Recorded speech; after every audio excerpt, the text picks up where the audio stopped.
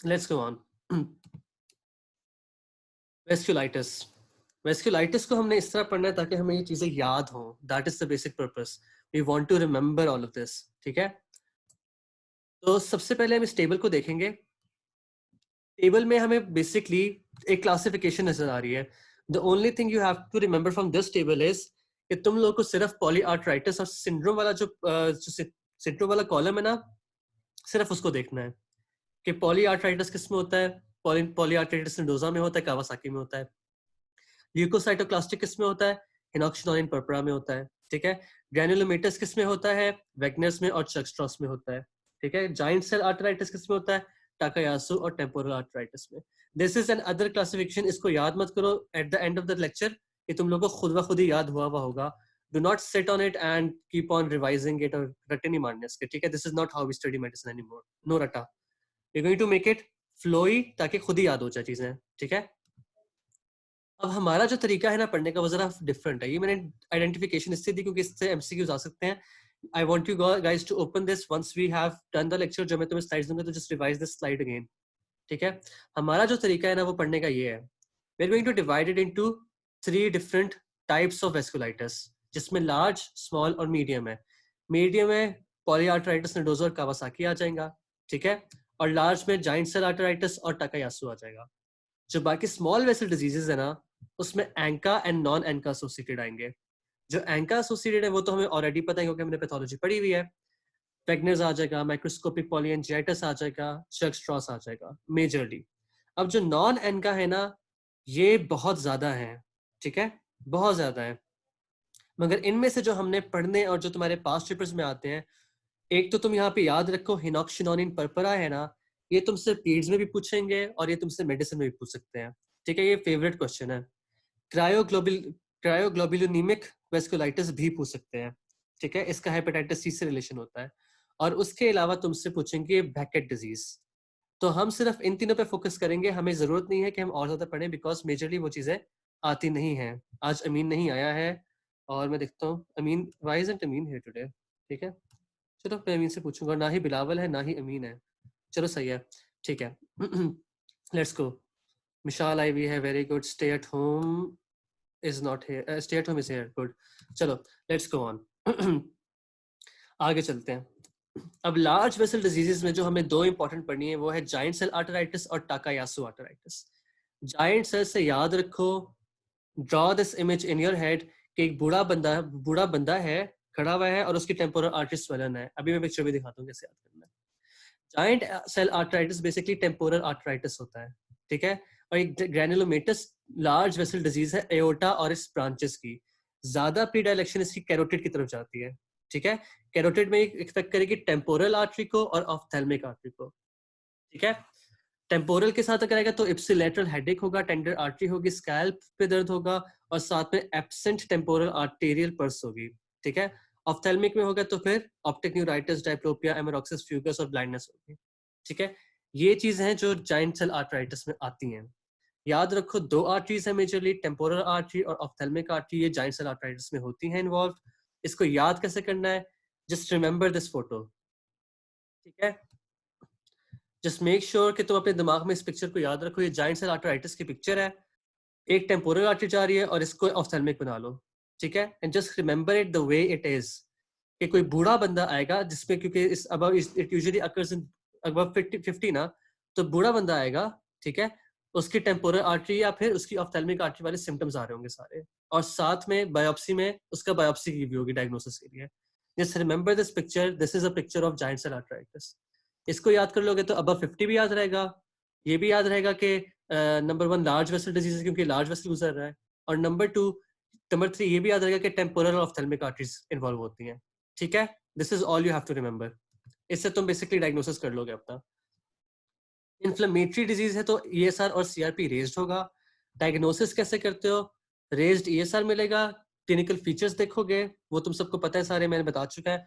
और क्या होगा कि गुड रिस्पॉन्स टू स्टेरॉइड्स होगा इसमें पेशेंट को। ठीक है, जो मोस्ट एक्यूरेट डायग्नोसिस है वो टेम्पोरल आर्टरी बायोप्सी है, और इस टेम्पोरल आर्टरी बायोप्सी की बेसिस पे आप डायग्नोस करते हो। ठीक है, मैनेजमेंट में 60 to 80 mg स्टेरॉइड्स हो गए पर डे, और आहिस्ते आहिस्ते स्लोली उनको टेपर ऑफ कर दोगे और मॉनिटर करोगे क्लिनिकल स्टेटस को और ये साथ को, ठीक है। तो बेसिकली एक बूढ़ा बंदा आया है, तुमने साइड से देखा एक लार्ज वेसल ऊपर जा रहा था, जो साथ में क्या किया कि वो आई की तरफ जा रहा था एक वेसल, और एक टेम्पोरल एरिया की तरफ जा रहा था वेसल, ठीक है।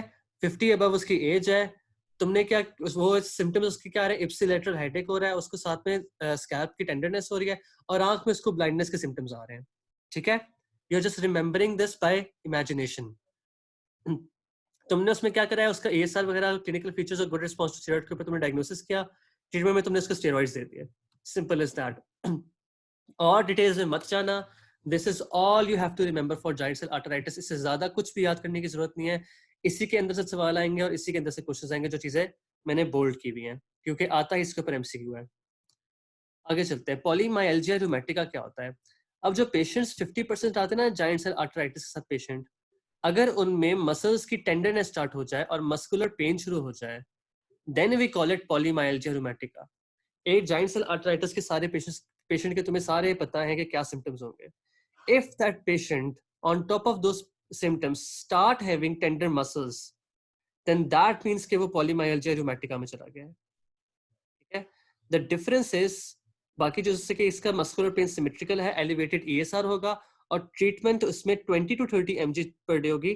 जायंट सेल आर्टराइटिस में आप देते थे 80 to 60 देते थे ना, इसमें आप दोगे 20 to 30 mg पर डे, इसमें लो डोज स्टेरॉइड्स दोगे आप, ठीक है। तो जायंट सेल आर्टराइटिस के अंदर ही पॉलीमाइल्जिया रूमेटिका आता है, जिसमें 50% of patient giant cell arteritis के साथ आते हैं और कहते हैं कि हमें साथ में टेंडर मसल्स हो रहे हैं, दर्द हो रही है हमारे क्या कहते हैं पट्ठों के अंदर, ठीक है। तो इस तरह वो प्रेजेंट करेगा पेशेंट।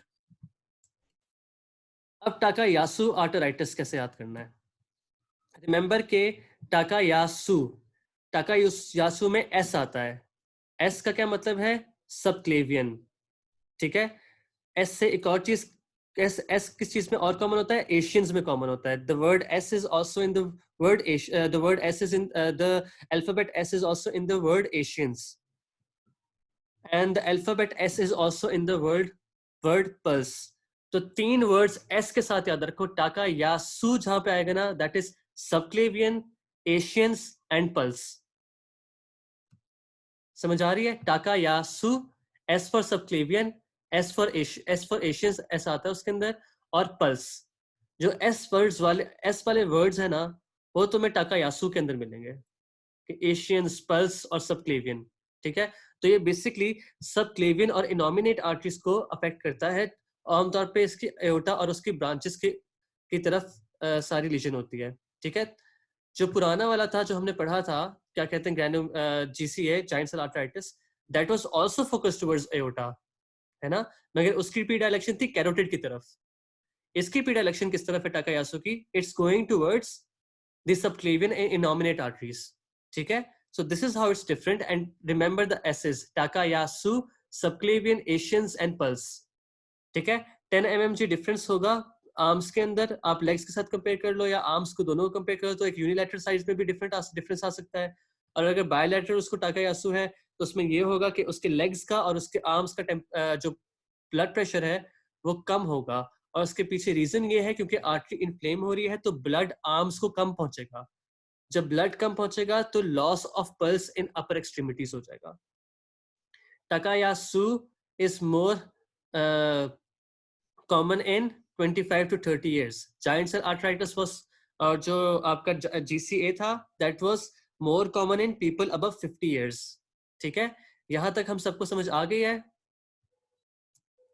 टाकायासु का एस को याद रखना है, रिमेंबर। डायग्नोसिस कैसे करोगे। अब डायग्नोसिस में क्या है कि मोस्ट एक्यूरेट इसमें बायोप्सी नहीं है, इसमें आर्टेरियोग्राफी करते हो आप, साथ में आपको रेज्ड ईएसआर मिल जाएगा और पेशेंट को साथ में एनीमिया मिल जाएगा, ठीक है।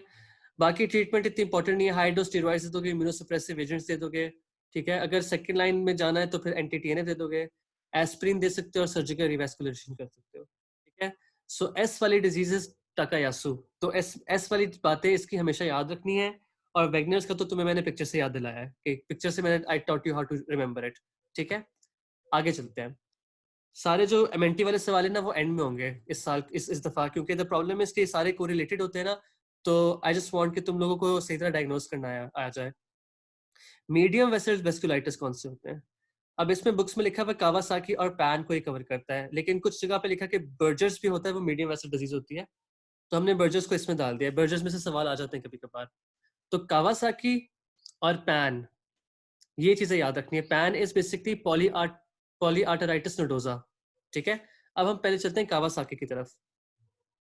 कावासाकी को इस तरह रखो याद, एक बच्चा आएगा हमेशा। Remember the kid, remember the first the number third picture on the top which shows a strawberry tongue. Strawberry tongue है, एक बच्चे को कंजक्टिवाइटिस है, बच्चा तंग हो रहा होगा, रो रहा होगा, उसको रैशेस पड़े हुए उनके बॉडी के ऊपर, और साथ में उसके हैंड्स के ऊपर क्या होगा, रेड निशान पड़े हुए होंगे, एडीमा भी हो सकता है फुट के अंदर। सो एक बच्चा आया है जिसकी आपने जबान निकलवाई है, जिसका लाल जबान है, बॉडी पे रैश है उसके, साथ में उसकी टांगे और पैर और हाथ दोनों लाल हो चुके हैं। This is Kawasaki. अब कावासाकी को याद कैसे करना है? How do you have to remember this?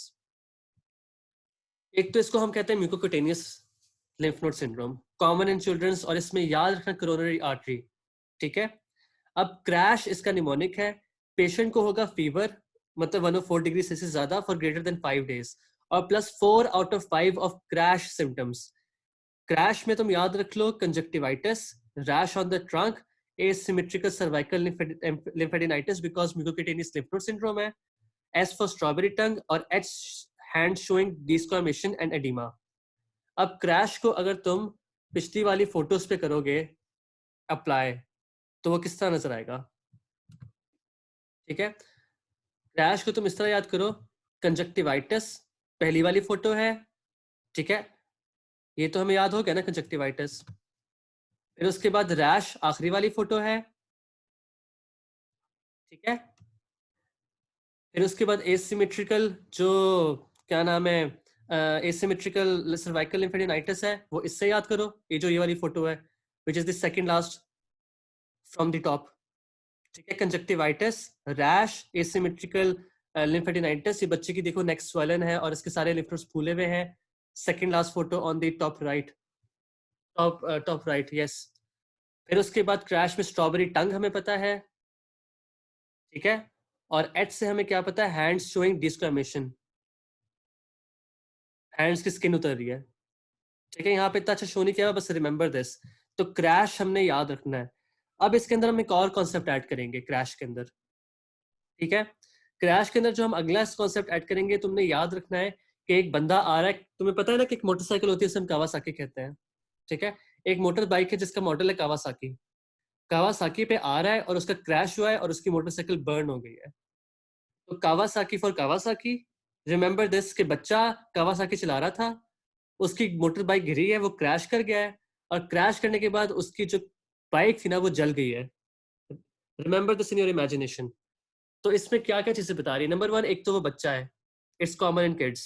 Number 2 के वो जो कावासाकी थी वो क्रैश कर गई, तो तुम्हें वहां से क्रैश याद आ जाएगा। और नंबर 3, बर्न, बर्न से तुम्हें याद रहेगा कि कुछ गर्म हो रहा है। गर्म का क्या मतलब है? कि उसको फीवर है ग्रेटर देन 104 डिग्री सेल्सियस। ठीक है, सो एक बच्चा है कावासाकी के ऊपर, वो बैठा है, उसने क्रैश किया है और उसकी मोटरसाइकिल जल गई है। Remember this and you will never forget Kawasaki. सबको याद होगी कावासाकी डिजीज?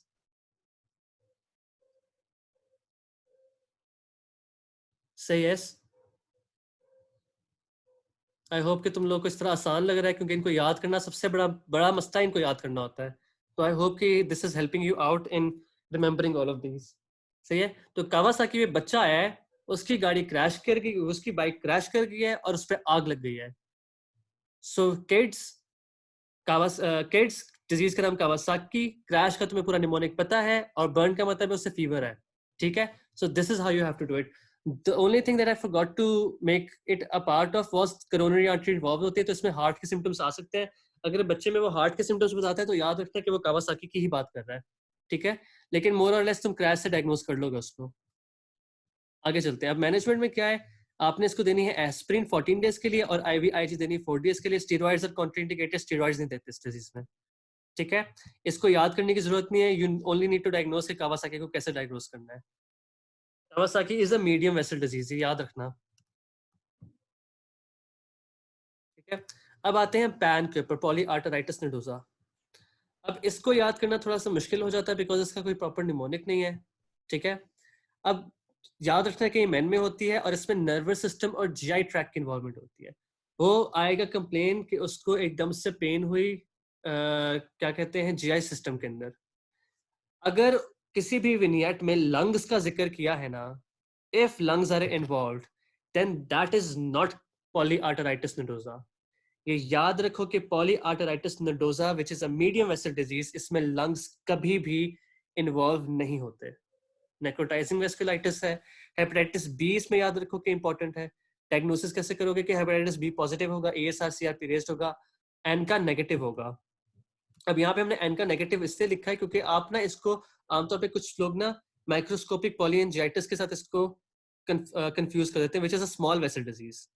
तो माइक्रोस्कोपिक पॉलीएंजाइटिस का मसला क्या होता है कि उसके अंदर वो एन का नेगेटिव होता है, उसमें हेपेटाइटिस बी के सिम्टम्स नहीं होते और साथ में उसमें लंग्स की इन्वॉल्वमेंट होती है, वो हम आगे पढ़ेंगे। लेकिन पैन का ये है कि लंग्स आर ऑलवेज स्पेयर्ड। अगर लंग्स का जिक्र कर दिया है, वो कहेगा कि पेशेंट आया जीआई पेन के साथ, वो कहेगा पेशेंट आया नर्वस सिस्टम के सिम्टम्स के साथ, लेकिन वो लंग्स का कभी जिक्र नहीं करेगा पैन के सिनेरियो में, ठीक है। तो और साथ में वो ये कह सकता है कि हेपेटाइटिस बी के इंपॉर्टेंट रिस्क फैक्टर के पेशेंट को हेपेटाइटिस बी भी था। अब याद रखना हेपेटाइटिस सी और बाकी जो हेपेटाइटिस है ना, उनका कोई रिलेशनशिप नहीं है इसके साथ।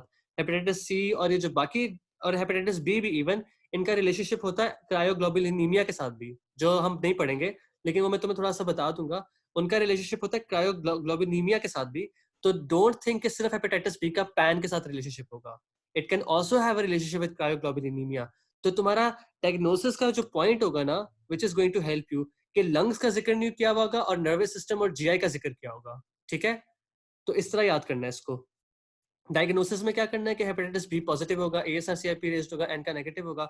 कॉमनली प्रेजेंट करता है पैल्पेबल पर्परा के साथ रैश, इन्फाक्शन, अल्सरेशन और लिविडो रेटिकुलरिस। ये इतनी इंपॉर्टेंट बातें नहीं है। आप मोस्ट एक्यूरेट टेस्ट इसके लिए क्या करते हो, बायोप्सी कराते हो और आमतौर पे एक एंजियोग्राफी कराते हो मेसेंटेरिक वेसल्स की। जहां पे मेसेंटेरिक वेसल्स आ गए तो याद रखना ये पैन है। तुम इस तरह याद कर लो कि एक बंदी खड़ी हुई है, ठीक है, एक बंदा खड़ा हुआ है, जैसे कि मैं कुकिंग करता हूँ, अगर तुम लोगों को पता है कि नहीं, फॉर एग्जाम्पल मैं खड़ा हुआ हूँ और ना मैंने शॉर्ट्स पहनी हुई, मेरी टांगों के ऊपर एक रैश बना हुआ है और जो मैंने फ्राइंग पैन है ना, वो मैंने अपने पेट के लेवल पे पकड़ा हुआ है। I am holding a fry pan at the level of my stomach, ठीक है। PAN is at the level of the stomach.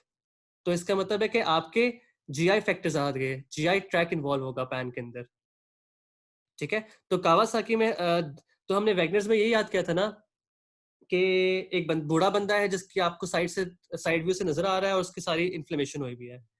दूसरा में टाकायासु में एस को हमने मेन चीज बनाया था। फिर हमने कावासाकी में एक बच्चा था जो चला रहा था मोटर बाइक को और वो गिर गया था और क्रैश कर गई थी और बर्न कर गई थी। पैन को हमने इस तरह याद किया कि आपके कोई लड़का या शैया भाई खड़े हुए हैं जिन्होंने जिनकी टांगों पे रैश है और साथ में उन्होंने पैन पकड़ा हुआ, उनके स्टमक का लेवल पर है वो पैन, ठीक है। तो PAN is basically causing symptoms in your GI tract and nervous system. Lungs are spared in this, ठीक है। अब मुझे हेपेटाइटिस बी मत करा देना पिक्चर के अंदर, please don't do that, I don't want that. सही है। आगे चलते हैं, आगे चलते हैं इसको आगे। अब बर्जर डिजीज में क्या होता है? Berger disease is basically thromboangiitis obliterans. Tibial and radial artery involved है, मैन में कॉमन है और स्मोकिंग करते हैं जो मैन, उनमें बहुत ज्यादा कॉमन होती है। तो अगर आप स्मोकिंग करते हैं तो प्लीज छोड़ दें, बहुत बहुत अच्छा होगा कि अगर आप छोड़ देंगे। कॉम्प्लिकेशंस क्या होती है इसमें? Foot claudication, ulceration, gangrene, auto amputation, severe pain at rest. Management क्या, स्मोकिंग सेसेशन करती है। एक बंदा आया है आपकी ईआर में, वो बैठा हुआ है व्हीलचेयर के ऊपर, उसके हाथ और जो उसके पैर है वो बिल्कुल ब्लू हो गए हैं और साथ में उसने मुंह में सिगरेट पकड़ी हुई है। That is your patient of Berger disease, ठीक है। वो इस तरह आएगा आपके पास, कहेगा डॉक्टर साहब बहुत दर्द हो रही है, समझ ही नहीं आ रही, मैं रेस्ट कर लूं, चाहे लेट जाऊं, चाहे उठ जाऊं, चाहे जो मर्जी कर लूं, थोड़ा सा चलता हूं तो मेरा पेन ठीक हो जाता है, लेकिन जब मैं रेस्ट करता हूँ ना, जैसे ही बैठता हूँ तो मुझे शदीद किस्म का पेन होता है, ठीक है। साथ में मुझे सिगरेट तो बहुत पसंद है, मैं 5-6 डब्बे खत्म कर देता हूँ दिन में, और ना साथ में बस उंगलियां नीली हो गई और पैर भी नीले हो गए, ठीक है। This is your patient of Berger disease, this is what he is going to come and say to you. सही है। मैनेजमेंट में क्या करोगे, तुम इसकी स्मोकिंग सेसेशन कर दोगे और तुम इसको आइलोप्रोस दोगे, जो प्रोस्टेग्लैंडिन है जो इसकी आर्टरीज को खोलेगी और इसके सिम्टम्स को कम करेगी। बर्जर डिजीज तुम डिटेल में पढ़ोगे सर्जरी के अंदर भी, तो डोंट वरी, वहां पे भी हो जाएगा कवर ये, ठीक है। अब हम आते हैं स्मॉल वेसल वेस्कुलाइटिस के ऊपर। अभी तक जो हमने चीजें याद की ना, उसमें हमें रिमेंबर है, याद किया हमने वेगनर्स का बूढ़ा बाबा, जिसकी आर्टरीज इन्वॉल्व थी, टेम्पोरल आर्टरीज और ऑफ्थेल्मिक आर्टरीज। फिर हमने क्या टाकायासु लार्ज वेसल डिजीज में, टाकायासु में हमने एस को बनाया, S for Takayasu, S for Asians, S for subclavian, S for pulseless, ठीक है। फिर हम चले गए थे मीडियम वेसल डिजीज के ऊपर। मीडियम वेसल डिजीज के हमने अंदर डिस्कस किया कावासाकी, मोटर बाइक पे बैठा है बट्टा, बच्चा क्रैश कर गया, क्रैश एंड बर्न हो रहा है, ठीक है। फिर हमने डिस्कस किया एक और, उसके अंदर था पैन को डिस्कस किया। पैन में बंदा पैन लेके खड़ा हुआ है, उसके लेवल ऑफ स्टमक के ऊपर पैन है, स्टमक के सिम्टम्स ज्यादातर आएंगे पैन के अंदर। हेपेटाइटिस बी पॉजिटिव होगा पेशेंट, सही है, एन का नेगेटिव है वो पेशेंट, ठीक है।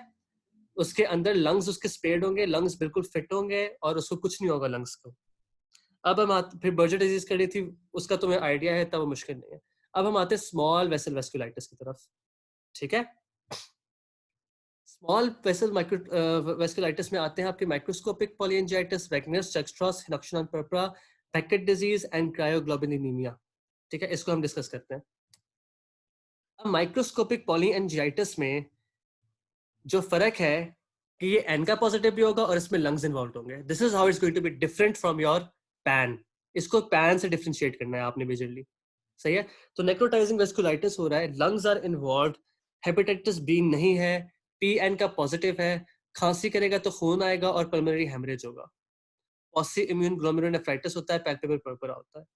लंग्स इन्वॉल्व हो गए हैं ना, तो तुम्हारा शक जाना चाहिए तीन चीजों पे, माइक्रोस्कोपिक पॉलीएंजाइटिस, वेगनर्स और चग स्ट्रॉस। अब इनको कैसे डिफरेंशिएट करेंगे? चग स्ट्रॉस में क्या होगा कि अपर रेस्पिरेटरी और लोअर रेस्पिरेटरी दोनों सिम्टम्स होंगे, माइक्रोपॉलीएंजाइटिस में सिर्फ लोअर रेस्पिरेटरी सिम्टम्स होंगे, हेमोप्टिसिस और पल्मोनरी हेमरेज, ठीक है। और चग स्ट्रॉस में अपर और लोअर रेस्पिरेटरी सिम्टम्स दोनों होंगे। चग स्ट्रॉस में नहीं, सॉरी, वेगनर्स में अपर और लोअर सिम्टम्स दोनों होंगे। जो चग स्ट्रॉस वाला होगा ना, उसको इयोसिनोफिलिया और एस्थमा होगा। इन तीनों को इस तरह करना है कि जो आपका चग स्ट्रॉस वाला है ना, that is going to be a patient who is going to have asthma, resistant asthma और साथ में eosinophilia, आगे भी डिस्कस करते हैं। और वेगनर्स वाले के आपको नेजल सिम्टम्स मिलेंगे, उसको पॉलिप्स हो सकते हैं, उसको साइनसाइटिस भी हो सकता है साथ में, उसको लंग इन्वॉल्वमेंट है, ठीक है, उसके भी लंग्स इन्वॉल्व है, उसकी भी किडनीज इन्वॉल्व है वेगनर्स वाले की, लेकिन उसका अपर रेस्पिरेटरी ट्रैक्ट भी इन्वॉल्व है। माइक्रोस्कोपिक पोलियंजाइटिस में सिर्फ उसका लंग्स इन्वॉल्व है, अपर रेस्पिरेटरी सिम्टम्स कोई नहीं होंगे उसके, उसकी किडनीज और लंग्स इन्वॉल्व है। अब याद रखना कि माइक्रोस्कोपिक पॉलीएंजाइटिस है ना, P for poly, P for P N का, ठीक है, इस तरह याद करना है, P for poly, P for पाई एन का, पी एन का। तो microscopic polyangiitis, lungs are involve, no hepatitis B, P N का पॉजिटिव, हेमोप्टिसिस और पल्मोनरी हेमरेज के साथ आएगा और पैल्पेबल पर्परा होगा पेशेंट को, ठीक है। ये इस तरह याद करना है ये वाला कि P for polyangiitis, P for P N का, ठीक है। आगे चलते हैं। अब जो हमने पैन को डिस्कस किया था, जो मीडियम वेसल डिजीज थी, और जो माइक्रोस्कोपिक पॉलीएंजाइटिस है, ये दोनों फर्क किस तरह है? अब वही वाली बात होगी ना कि एक में ऊपर वाला फालतू चीजें थी, उसको करने की जरूरत भी नहीं है। एक में रीनल वास्कुलर नेफ्रोपैथी हो रही है, एक में ग्लोमेरुलोनेफ्राइटिस हो रहा है, इतनी इंपॉर्टेंट बात नहीं है। पैन में लंग्स की इन्वॉल्वमेंट नहीं होती, उसकी उसमें इन्वॉल्वमेंट होती है आपके पेट की और आपके नर्वस सिस्टम की, और ये एन का नेगेटिव होता है पैन, पॉलीआर्टराइटिस होगा। माइक्रोस्कोपिक पॉलीएंजाइटिस में लंग्स इन्वॉल्व होते हैं, और वो लंग्स की तरह तुम्हें लंग्स का वो बताएगा, और एन का पॉजिटिव, पी एन का पॉजिटिव आ गया ना, तो माइक्रोस्कोपिक पॉलीएंजाइटिस है, ये याद रखो। लंग्स बेशक इन्वॉल्व होना हो, क्योंकि 1/3 पेशेंट्स में होते हैं ना, तो पी एन का पॉजिटिव इज माइक्रोस्कोपिक पॉलीएंजाइटिस, सही है। अब आगे चलते हैं। अब वेगनर्स को कैसे याद करना है? सही है, यहाँ तक एवरीवन इज फॉलोइंग मी? कोई क्वेश्चन है तो पूछ लो, हम सिर्फ इसको याद कर रहे हैं, हम डेप्थ्स और डिटेल्स में नहीं जा रहे। बस तुम लोग याद कर लोगे ना, तो तुम डेप्थ्स और डिटेल्स में खुद ही एडिशंस करते जाना अपने साथ साथ। If you have any questions ask me, if you want me to continue say yes.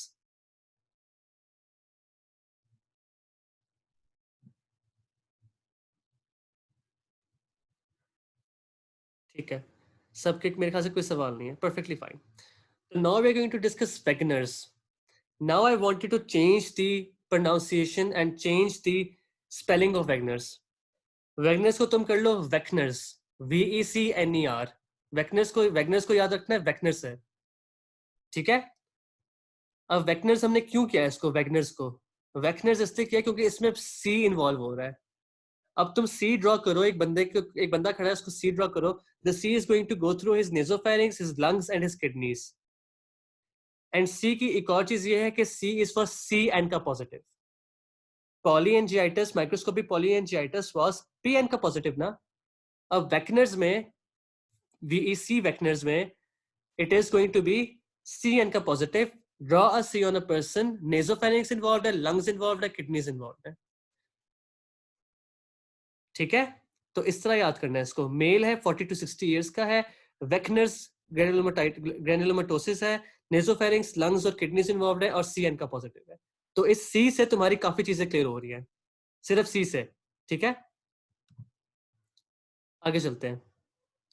अब डायग्नोसिस में तुम क्या करोगे? ल्यूकोसाइटोसिस होगा, पेशेंट का ASR और CRP रेस्ट होगा। इम्यूनोलॉजी का तुम्हें पता है, CN का पॉजिटिव। मोस्ट एक्यूरेट क्या है टेस्ट? बायोप्सी है। हमने क्या किया था कि सब में आमतौर पे बायोप्सी कॉमन मोस्ट एक्यूरेट है, सिर्फ और सिर्फ आपकी टाकायासु आर्थराइटिस में it is arteriography which is the most common and most accurate test, ठीक है। अब इसकी ट्रीटमेंट क्या करनी है? अब जो इसके सिम्टम्स है ना सारे, जो अपर नेजोफेरिंग्स के, लोअर लंग्स के, अपर रेस्पिरेटरी, लोअर रेस्पिरेटरी और किडनीज वाले, वो तुम लोग खुद पढ़ लेना। उसमें मैं डिटेल्स में जाऊंगा तो फिर फालतू में टाइम वेस्ट करने वाली बात है, तुम लोगों से रिटेन तो होना नहीं है। तो इससे बेहतर है कि मैं तुम्हें वही बातें बताऊं जो तुमसे रिटेन होनी है, ठीक है। वैक्नेस में सी याद रख लो, काफी है अभी के लिए। ट्रीटमेंट में इंडक्शन करोगे, स्टीरॉइड्स प्लस साइक्लोफॉस्फेमाइड दोगे, या फिर स्टीरॉइड्स या फिर रिटुक्सिमाब दोगे। मेंटेनेंस कब देनी है? अगर आपने उसको साइक्लोफॉस्फेमाइड दी थी इंडक्शन में, तो आप मेथोट्रेक्सेट और एज़ोथायोपिन से 2 साल बाद उसकी आप मेंटेनेंस थेरेपी शुरू कर दोगे। अगर रिटुक्सिमाब से आपने इंडक्शन की थी तो आपने मेंटेनेंस में रिटुक्सिमाब ही देनी है, ठीक है। ये भी इतनी इंपॉर्टेंट बात नहीं है, बस याद रखो कि स्टीरॉइड्स और इम्यूनोसप्रेसिव्स इसकी ट्रीटमेंट है, सही है। तो वेकनर्स में सी याद रखना है।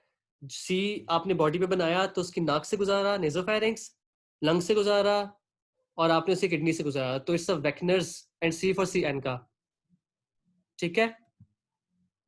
आगे चलते हैं। यहां तक सबको आ गया?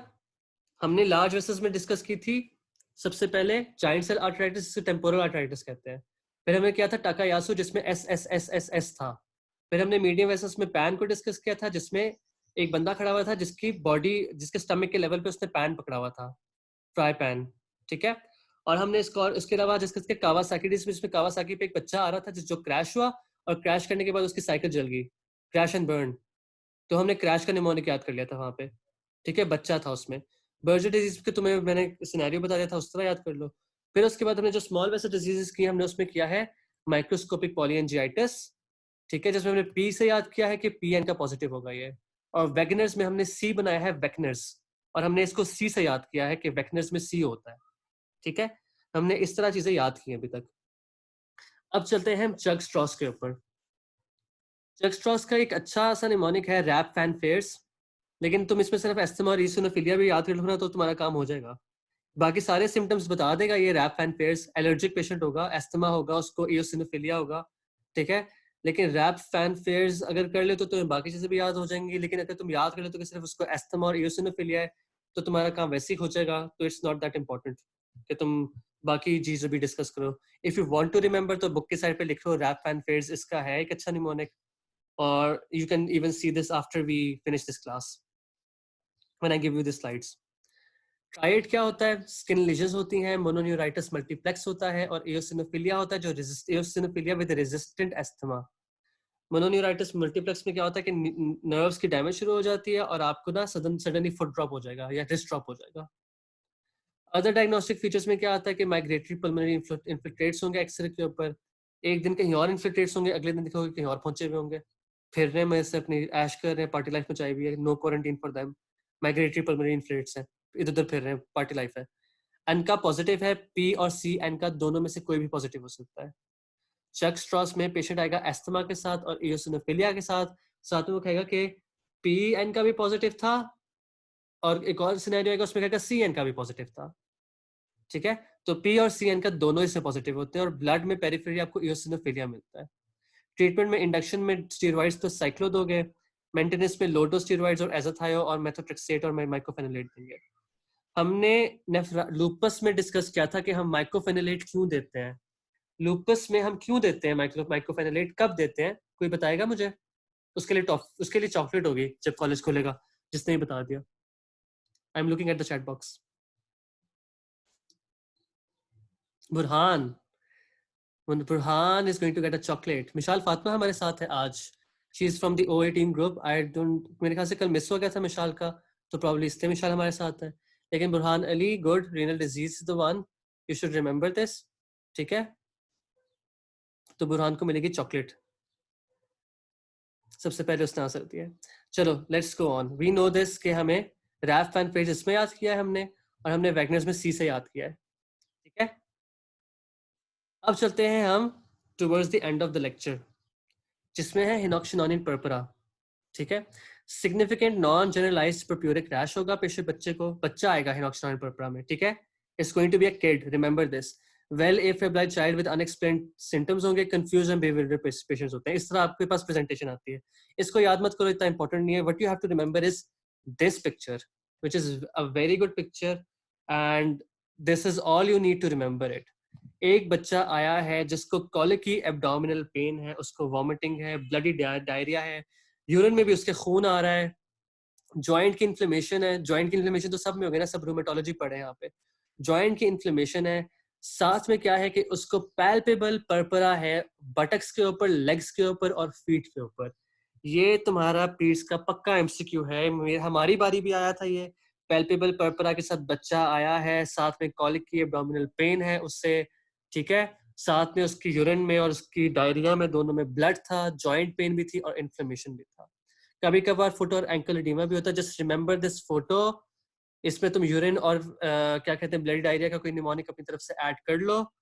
You have to remember here is के हिनॉक्सिनोनिन पर्परा में बच्चे के लेग्स के ऊपर और बटक्स के ऊपर पैल्पेबल पर्परा होता है, रैश होता है। ठीक है, रेज्ड रेडिश पर्पल स्पॉट्स होते हैं उसके ऊपर। If you remember this photo, that is all you need to diagnose any case of HSP in your exams. ठीक है, डायग्नोसिस में स्किन बायोप्सी कर लोगे, रीनल बायोप्सी कर लोगे। ट्रीटमेंट में सपोर्टिव देते हो, उसमें ठीक हो जाएगा, और स्टीरॉइड्स दे सकते हो, और कभी कभार डीमार्स ऐड कर सकते हो और नहीं भी कर सकते। It's up to you. ठीक है, तो यहाँ तक हमने पढ़ लिया है।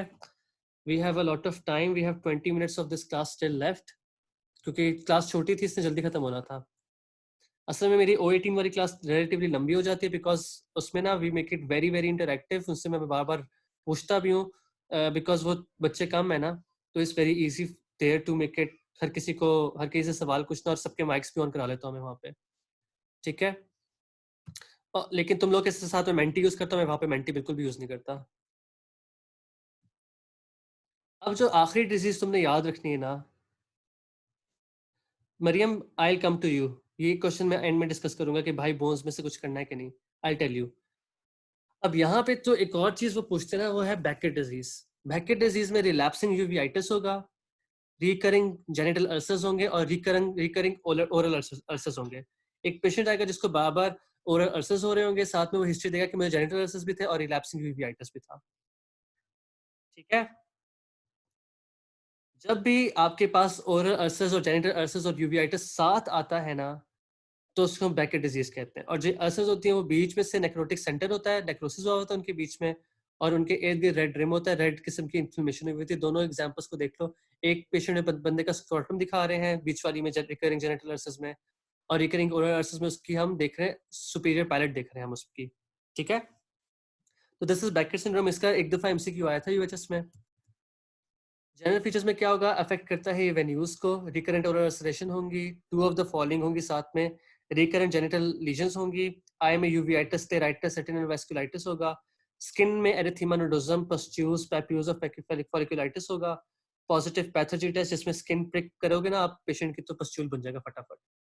सही है। अब मुझे कौन बताएगा यहाँ पर कि एरिथेमा नोडोजम और कौन कौन सी डिजीज में होता है। जहाँ तो हमने भी डिस्कस किया है ना कि इसके अंदर था, बैकेट डिजीज के अंदर है। और कौन सी डिजीज है जो तुम लोग को याद है जिसमें एरिथेमा नोडोजम हो रहा था? Very good, sarcoidosis, TB. हमने रिसेंटली भी कोई और एंटेरिक में, यस एंटेरिक में था या रिएक्टिव में था, आई थिंक एंटेरिक में ही था। मैंने तब भी ये सवाल पूछा था। तो enteropathic arthritis, TB and sarcoidosis, and add to the list which is Beckett disease. ठीक है, तो enteropathic arthritis, TB, sarcoidosis and ulcerative colitis, तो वो सारा उस एंटेरोपैथी के साथ ही आ जाएगा ना, एंटेरोपैथिक आर्थराइटिस के साथ। अल्सरेटिव कोलाइटिस भी तुम अलग से लिख सकते हो और क्रॉन्स भी डिस्कस कर सकते हो।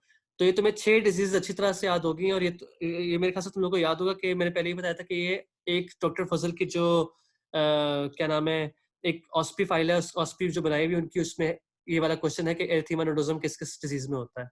ठीक है, तो तुम लोग को ऑलरेडी काफी सारी आती हैं और हमें एक भी नहीं आती होती थी क्योंकि हमने इस तरह से पढ़ा ही नहीं था कि हमें एरिथीमा नोडोसम की कॉजेज याद हो। ठीक है, तो positive pathology test skin pick करोगे तो पस्ट्यूल बन जाएगा। यहाँ तक हमने कर लिया है। अब मैं तुम्हें एक दफा जल्दी से रिवीजन दे देता हूँ कि हमने क्या क्या किस किस तरह से याद किया था इन्हें।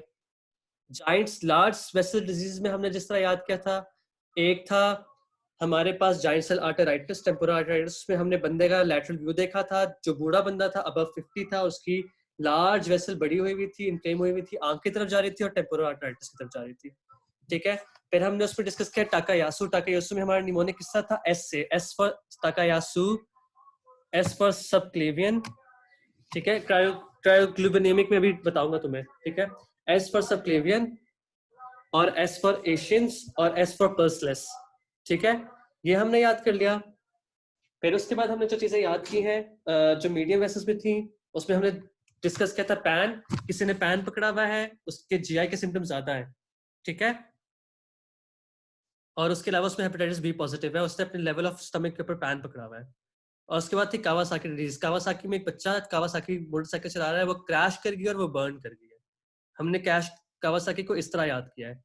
ठीक है, फिर बर्जर डिजीज का हमने सिनेरियो किया है। फिर उसके बाद हमने किए small vessel diseases. Small vessel disease में हमने सबसे पहले की थी माइक्रोस्कोपिक पॉलीएंजाइटिस, जिसमें पी से हमने याद किया था कि ये पी एन का है और ये ऑपोजिट होगा, इसमें सब कुछ पैन से बिल्कुल ऑपोजिट होगा।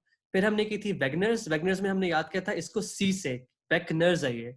ठीक है, फिर हमने एंड में याद की थी, उसके अलावा हमने की थी चेक्स्ट्रॉस। चेक्स्ट्रॉस में हमने क्या था, रैप फैनफेयर्स वाला निमोनिक, लेकिन हमें बेसिकली याद क्या करना था उसमें, एस्थमा और इयोसिनोफिलिया मेजरली।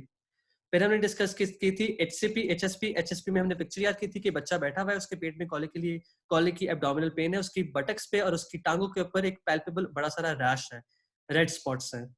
ठीक है, और जो हमने आखिरी चीज डिस्कस की थी वो है एचएसपी, जिसमें रिकरेंट ओरल अल्सरेशंस है, रिकरेंट जेनिटल अल्सरेशंस है और कंजक्टिवाइटिस टेराइटिस वगैरह है। This is all we have discussed. ठीक है, यहाँ पे मेरे ख्याल से तुम लोग को इन निमोनिक्स से ये याद हो जाएंगे। बर्जर रिपीट कर दूं? बर्जर रिपीट कर देता हूँ, फिर हम करेंगे उसके बाद। बर्जर दिखा देता हूँ तुम्हें, बर्जर को रिपीट कर देता हूँ। बर्जर में एक बंदा आ रहा है जिसको जो जो स्मोकिंग कर रहा है, उसके हाथ भी ब्लू हुए हुए और उसकी टांगे भी ब्लू हुई हुई हैं। This is Buerger's. और वो कह रहा है मुझे बहुत शदीद दर्द हो रही है, जब मैं लेटता हूँ तो मुझे ज्यादा दर्द हो जाती है। व्हील चेयर पे आया है। ठीक है, अब हम ये खत्म कर चुके हैं, क्रायोग्लोबिनेमिक हम डिस्कस करेंगे और वो हम करेंगे मेंटी के ऊपर। तो अब सारे जाए मेंटी के ऊपर। Go to Menti and answer this question 807360।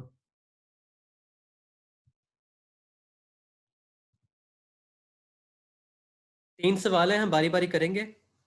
807360 पे जाएं।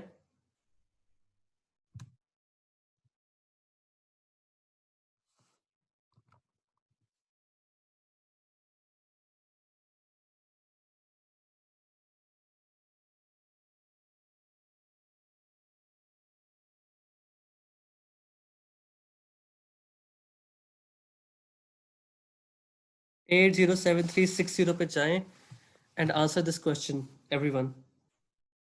ये तुम्हारा पास्ट क्वेश्चन नहीं है।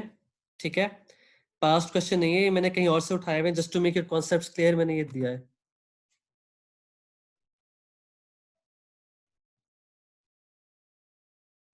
3 लोगों ने आंसर किया है, प्लीज आप आंसर करें, कीप ऑन आंसरिंग।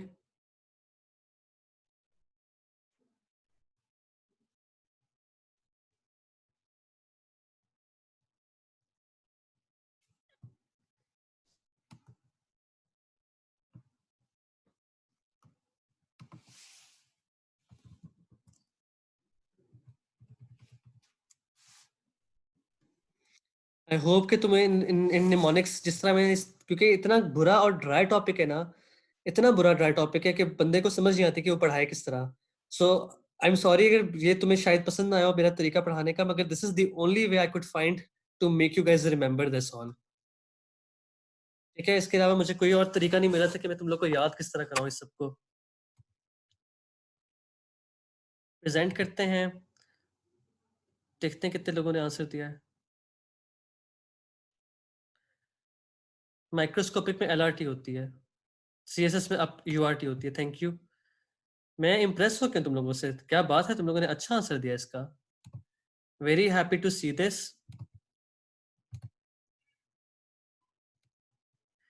तुम में से 28 लोगों ने पैन को किया है, सिर्फ एक बंदे ने क्रायोग्लोबुलिनिमिक को किया है और 2 बंदों ने वैगनर्स को किया है।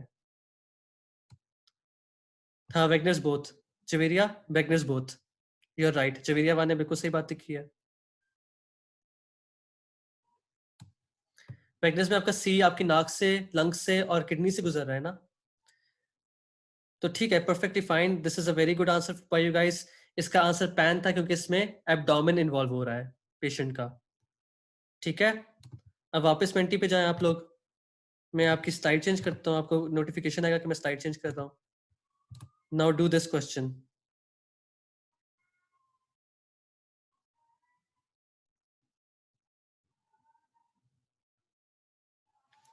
तो एज अगर 78 हो जाए तब भी कोई इशू नहीं है, no issue at all, even if the age is big. उसमें तो एज का कोई जिक्र ही नहीं किया था ना हमने जब we were discussing it.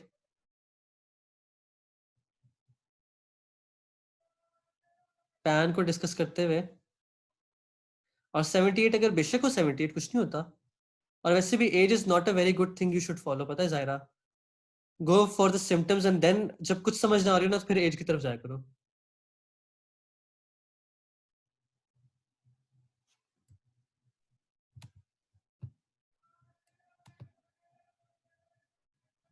Twenty six लोगों ने अभी तक आंसर किया है,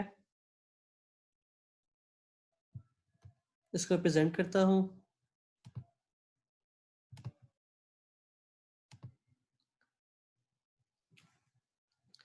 29 लोगों ने आंसर किया है एंड वी नो कि इसमें टेम्पोरल आर्टराइटिस है, जीसीए है। This is a temporal artery getting involve. मुझे लग रहा है किसी ने वैगनर्स किया तो वो गलती से कर दिया है, क्योंकि इसके तो पक्का वैगनर्स नहीं है ना। ठीक है, वैगनर्स में क्या होगा, वैगनर्स में पेशेंट करके मुझे हेमोप्टिसिस हो रही, खांसी हो रही, साथ में सैनिटाइसाइटिस भी है और किडनीज में भी यूरिन यूरिन में भी रेड ब्लड सेल्स आ रहे हैं, आरबीसी कास्ट आ रहे हैं। ये तुम्हारा वैगनर्स का पेशेंट है, साइनसाइटिस भी है और साथ में हेमोप्टिसिस भी है। हाँ दानिया, आई न्यू, गलती से हो गया होगा, इट्स ऑलराइट। मुझे पता था कि अगर हुआ है तो गलती से हुआ है। ठीक है, तो most of you knew the answer which is 28 number. Temporal arteritis is the answer of this question. Very well done. ठीक है, ये चाहते हैं। Now I am going to change it again. Go to menti.com, see your next question. हाँ, अब ये वाला question है, इसका क्या ख्याल है। इसमें मैं थोड़ा तुम्हें टाइम दे देता हूँ, बेशक कर लो आराम से।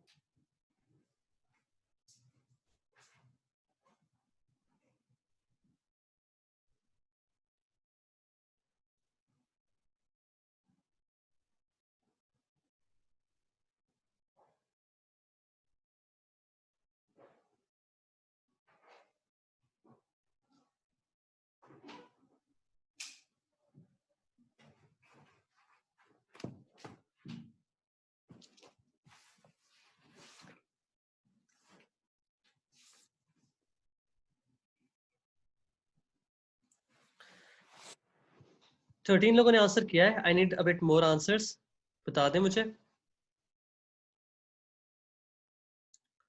अगर ये गलत भी करे तो कंप्लीटली ऑलराइट, ये जरा मुश्किल सवाल दिया मैंने।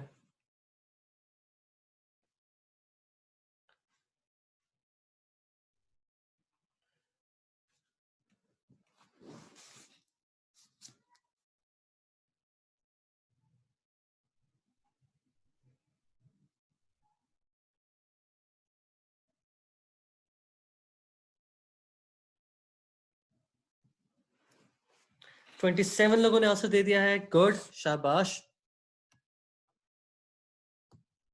ठीक है, now we are going to present it to you, I am going to show you कि how it is different, how it is the correct answer. अब इसका जो 15 लोगों ने आंसर दिया है ना, इसका आंसर था क्रायोग्लोबुलिनेमिक वेस्कुलाइटिस। ठीक है, अगर गलत कर दिया तो कुछ नहीं होता। ठीक है, इसको बेसिकली आपने करना था आंसर बाय एक्सक्लूजन। कभी कभार the reason I did not teach you cryoglobulinemic क्या कहते हैं vasculitis was because I wanted you guys to do this by exclusion. ठीक है, now listen to me carefully. अब मैं तुम्हें समझाऊंगा कि तुमने पेपर में क्या करना है। Now this is important. अब 42 इयर्स वाला पेशेंट आया है, तो तुम्हारी कावासाकी और हिनोक्सिनॉन परपरा निकल चुका है। It is not an option because उसकी एज ही 42 इयर्स है, वो होता ही बच्चों में है। इनको तो तुम आउट कर दो ना। ठीक है, हेपेटाइटिस सी पॉजिटिव, ये तुमने क्रायोग्लोबिन पढ़ा नहीं है तो तुम्हें इससे आइडिया नहीं होगा। फटीग है, जॉइंट पेन है, पैल्पेबल रैश ऑन लेग्स है। अब पैल्पेबल रैश तुम्हारा पैन में हो रहा था, ठीक है, वेगनस में हो रहा था, एंड दैट इज इट। ठीक है, इसकी किडनीज डैमेज हुई है। किडनीज किस में होती है डैमेज? वेगनस और पैन में। टाकायासु इज आउट, बच्चों में होता है। हिनोक्सिनॉन परपरा इज आउट, वो हो गया। टेम्पोरल आर्थराइटिस में हेड के सिम्टम्स होते हैं, वो आउट हो चुका है। वेगनस और पैन में कंफ्यूजन होगी, लेकिन वेगनस वाले पेशेंट में अपर साइनसाइटिस का और इन चीजों का वो जिक्र करेगा। ठीक है, इसमें नहीं किया हुआ। पैन वाले पेशेंट में वो जीआईटी का जिक्र करेगा, इसमें उसने नहीं किया हुआ। या फिर सीएनएस के सिम्टम्स का जिक्र करेगा, जो इसमें नहीं किया। फटीग है बेसिकली, लेकिन नहीं। चेस्ट स्ट्रॉस इसलिए नहीं होगा क्योंकि उसमें एस्थमा और इयोसिनोफिलिया आमतौर पे वो जिक्र करता है, रिमेंबर दिस। ना इसमें उसने जिक्र किया कि वो एन का पॉजिटिव है ना। तो एन का जब पॉजिटिव नहीं है तो तुम्हारा पैन भी निकला, तुम्हारा वेगनर्स भी निकला, और ना ही और तुम्हारा चेस्ट स्ट्रॉस भी निकला। ठीक है, अगर एन का पॉजिटिव होता ना तो he would have written N का पॉजिटिव।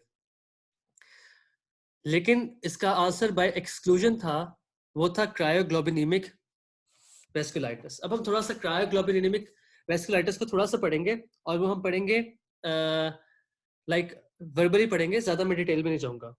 अब जो क्रायोग्लोबुलिनिक वेस्कुलाइटिस होता है ना, वो बेसिकली डेपोजिशन होती है क्रायोग्लोबुलिन्स की। क्रायोग्लोबुलिन्स इम्यूनोग्लोबुलिन्स होते हैं जो ठंड की वजह से प्रेसिपिटेट करते हैं बॉडी के अंदर।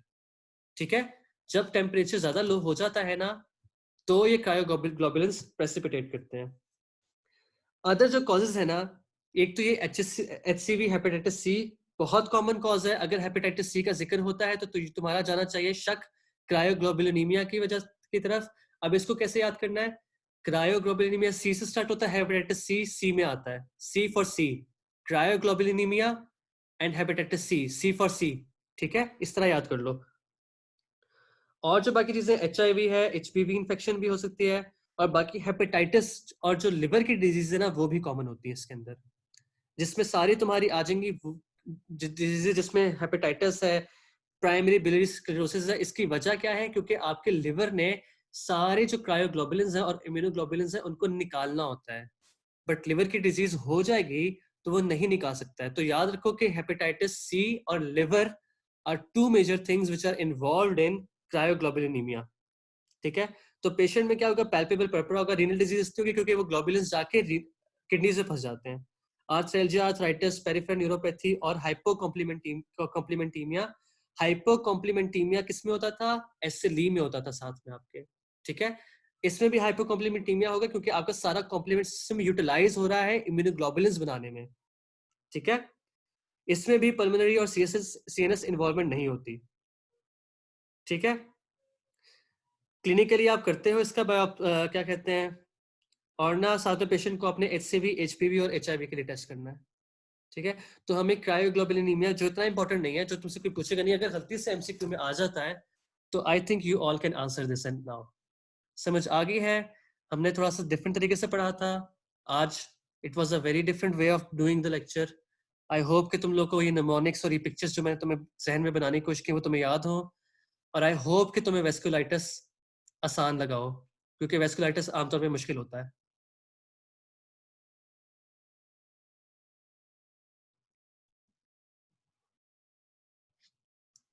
ठीक है, तो you are free to go. अगर निमोनिक्स बनाए, अगर निमोनिक्स जहन में बना ली ना, तो अपनी बुक्स में जहां जहां लिखा हुआ है ना उसके साथ साथ ड्रॉ भी कर लो।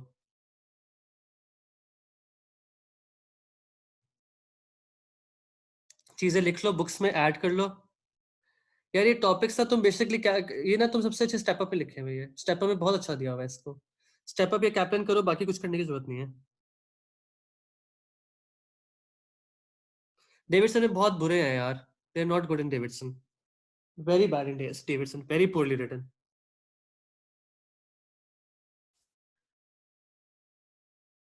किसी ने कुछ पूछना है तो मुझसे पूछ सकते हैं आराम से। थैंक यू दानिया, आई होप कि तुम्हें समझ आ गए हो। It was all about differentiating them from each other.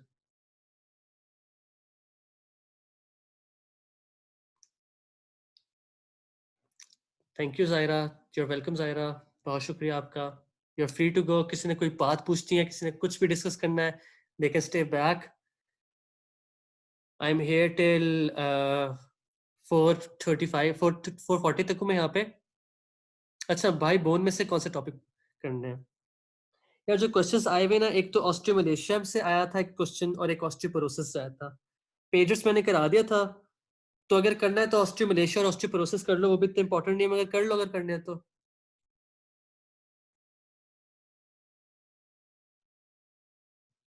नहीं, इतना इंपॉर्टेंट ये नहीं है सर। रेनॉल्ड्स सिर्फ एसएलई और सिस्टेमिक स्क्लेरोसिस में है हेमाटोलॉजी में। रेनॉल्ड्स यार एसएलई और सिस्टेमिक स्क्लेरोसिस में ज्यादातर कॉमन होता है, सिस्टेमिक स्क्लेरोसिस में ज्यादा कॉमन होता है, लेकिन और भी डिजीज के साथ आ सकता है। अगर पेशेंट को वो जो एक और थी शॉगरेन्स में भी कभी कभार रेनॉल्ड्स हो सकता है। ठीक है, एचआईवी के साथ भी हो सकता है, शॉगरेन्स में भी होता है और एचआईवी में भी होता है, यस। और रूमेटॉइड आर्थराइटिस में भी होता है Mariam, thank you. Rheumatoid arthritis, SLE, systemic sclerosis, इन सब में शॉगरेन्स, इसमें सब में रेनॉल्ड्स हो सकते हैं, लेकिन ज्यादातर कॉमन ये सिस्टेमिक स्क्लेरोसिस में है। और कोई सवाल है तो पूछते हैं, अगर कोई पर्सनल एडवाइस चाहिए तो उसके लिए पूछते हैं। सीएसएस में पी एंड सी एन का both are positive, yes, they both can be positive, not necessarily एक भी हो सकता है, दो भी हो सकते हैं। Which is a good question Mishal, very good, thank you so much Maheen. Rheumatology अल्लाह करे याद हो जाए, वेस्कुलाइटिस अल्लाह करे याद हो जाए। वेस्कुलाइटिस बड़े बुरे होते हैं यार, मुझे कभी याद नहीं हुए जिंदगी में सही तरह से। तुम्हें पढ़ा के शायद याद हो गए हो अब, लेकिन these are very tough, vasculitis are very bad.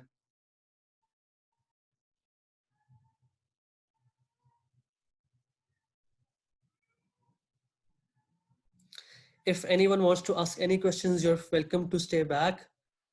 कल मुझसे एक स्टूडेंट ने बहुत अच्छी बातें की थी when you all just went away. तो अगर किसी ने कुछ डिस्कस करना है, पर्सनल डिस्कस करना है, तो I am available for that till 4:40। तब तक मैं यहाँ बैठा हुआ हूँ, तो feel free to talk to मी।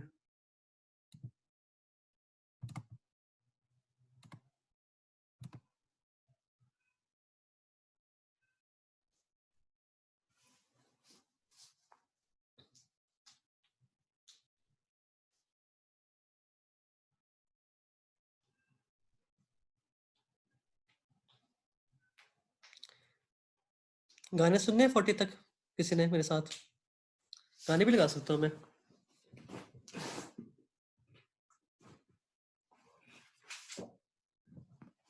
जब तक कि कोई मुझसे सवाल नहीं पूछता तब तक मैं गाने लगा लेता हूँ, ये हो सकता है। ये मेरे मिनीसू का स्पीकर है जो बोलता है इस तरह।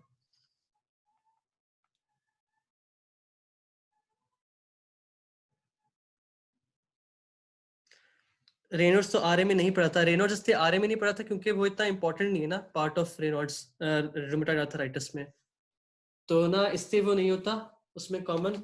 मैं रेनॉल्ड्स को खोल के फिर से देख लेता हूँ जरा सा, will see a bit of Reynolds, ताकि हम थोड़ा सा कंफर्म कर लें इस चीज को जायरा।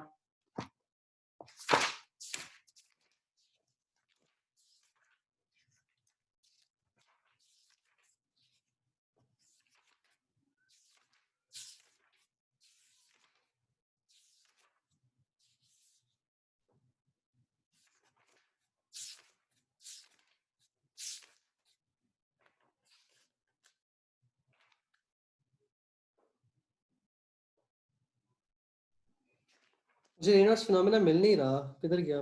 बुक में किधर लिखा था? I can't find it. Zaira अगली क्लास में मुझसे पूछना है, आई कीप मेक श्योर कि मैं पढ़ा हुआ हूं मैंने ये, ठीक है? तो नेक्स्ट क्लास में मुझसे जरूर पूछना रेनॉल्ड्स के बारे में।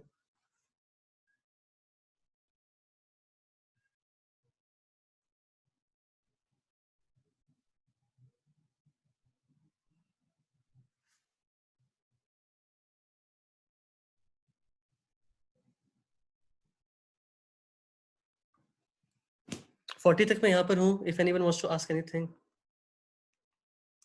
Sir I have CVS, I have done CVS once. Should I do CVS with you again or do respiratory?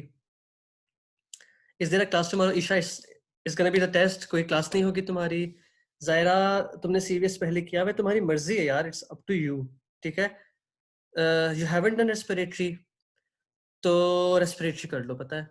लेकिन CVS में कुछ लेक्चर्स और एरिथमियाज है, वो मैं जरा फर्क तरीके से पढ़ाऊंगा, तो it's gonna be a bit different.